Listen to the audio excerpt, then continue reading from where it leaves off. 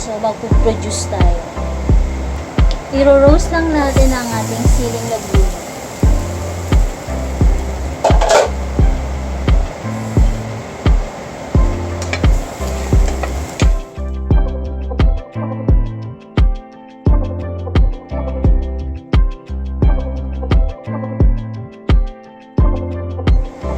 Ngayon, magpapakulo na tayo ng tubig para sa ating pasta. Lagay tayo ng isang tablespoon ng asin, tsaka 1 teaspoon ng cooking oil para hindi sila magpikit-pikit.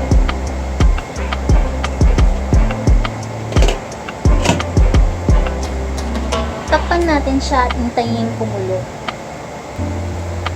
So, habang inaantay natin malutong ating pasta noodles, i-chop na natin ang ating garlic. Hiwain lang natin siya ng maninipis.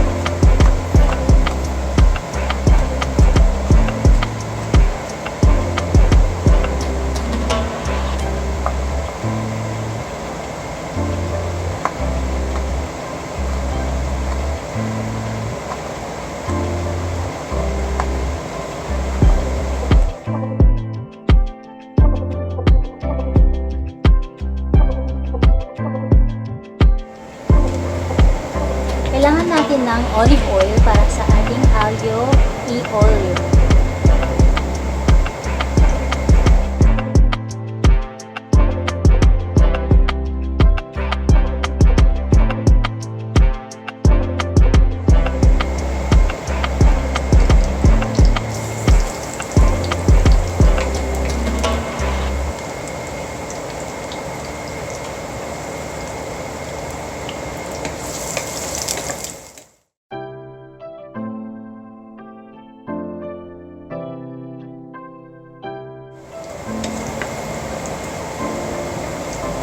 Kailangan natin ng nice and crisp na bawang.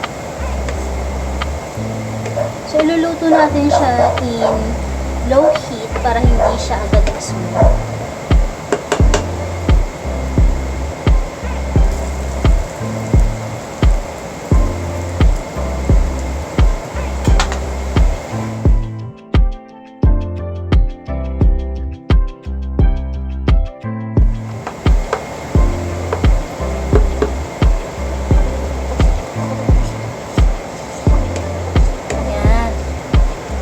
Golden brown ang ating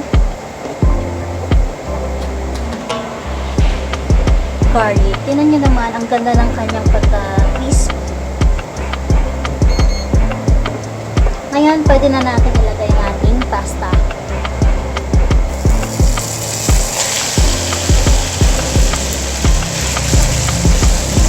Maglagay tayo ng konting pasta water.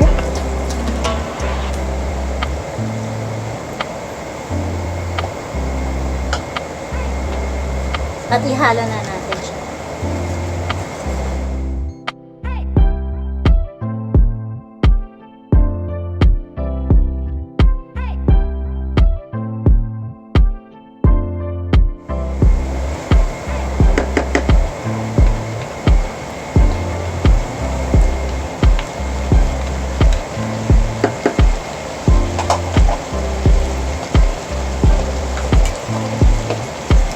Maglagay na tayo ng pampalasa.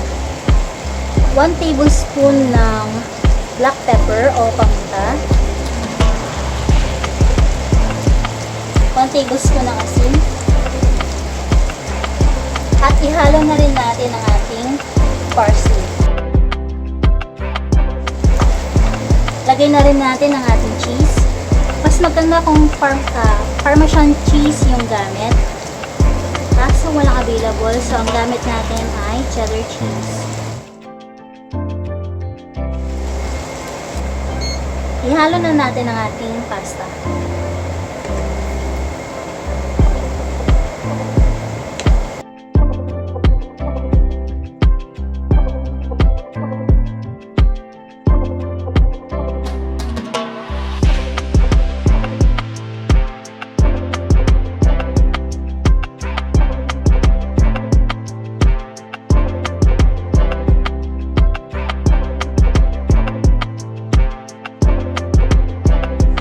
So, ito na ang ating simpleng Alio Olio.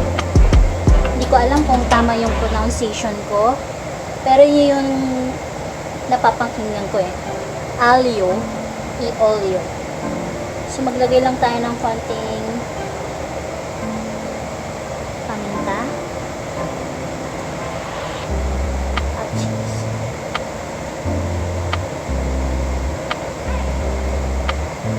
Thank you for watching.